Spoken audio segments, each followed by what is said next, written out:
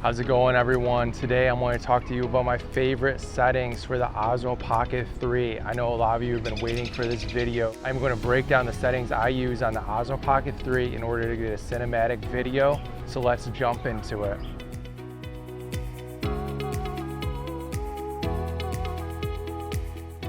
Okay, the first thing I am going to do is I'm going to switch resolution from 1080 to 4K. We want to be shooting at the highest quality possible.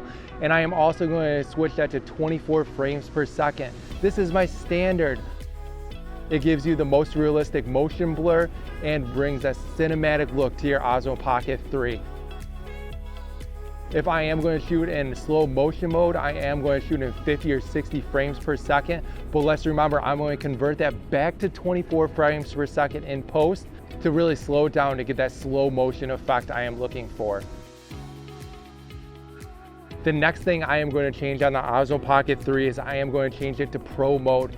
This way I am going to be able to enable DJI's log profile. Their log profile is great, especially on the Osmo Pocket 3. It is really going to take full advantage of that 1-inch sensor you have, and the colors are going to look phenomenal once you push them a little bit in post. I always shoot in a log profile because it is going to give me the most latitude between my highlights and my shadows. And that is one thing we want to make sure we're not doing, is we're not clipping our highlights or our shadows, because if we clip them, they're just going to go to white and black, and we're not going to be able to bring out that information in post. Now let's talk about gimbal modes. There are a couple different gimbal modes on this guy. I prefer to use the follow mode. There also is the FPV mode if you really want to get crazy and pretend like you're flying an FPV drone. So I did just test out the FPV mode on the Osmo Pocket 3, and overall I was very impressed. If you want to use this setting on your gimbal, go ahead, you're going to get some great results. Now back to the video. There's also the tilt lock mode, which is just going to lock it in place and it's going to seem like it's on a tripod. The follow mode works great for me. The speed setting I like to use is default. Sometimes I will switch it to slow if I want to slow down my motion a little bit. However, this default setting works great. Again, if you're using FPV, you may want to look into the fast mode.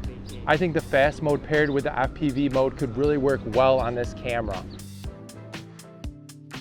My joystick speed is going to be set to 2. I set it at 2 and it moves pretty slow.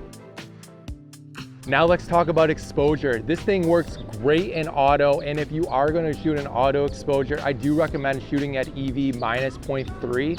I find that to save a lot of the highlights. So if I'm shooting in a shaded area and my sky is up there and I really want to maintain the highlights in the sky, minus 3 works great, and I haven't had any problems bringing up the shadows in post.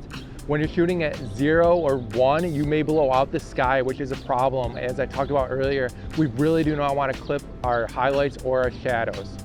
However, for my experts out there, I know you're going to want to shoot in manual mode. So if I'm shooting 24 frames per second, I really want to be shooting a shutter speed of 1/50. And same thing when it goes to slow motion. If I'm shooting at 50 frames per second, I'm only want my shutter speed to be 1/100. Now, a problem that we might run into here is we're going to blow out a lot of our footage outside unless we introduce an ND filter. So I have an ND filter that I've been using, an ND8. It works great, especially at this time of day when the sun is starting to set and we are getting a lot longer shadows in our shots. So I cannot recommend enough getting an ND filter. It is a great first accessory to pick up for the Osmo Pocket 3. Now let's talk about white balance. White balance, I think the Osmo Pocket 3 does a phenomenal job at knowing what the white balance is. I generally leave it in auto. However, if you do want to switch it to manual mode, if you're outside on a day like today, you really want to stick between 5,000 and 6,000 Kelvin. And if you're inside, try to stick between 3,200 and 4,000 Kelvin. Okay, when it comes to focus, I generally shoot in single focus. I think this works well.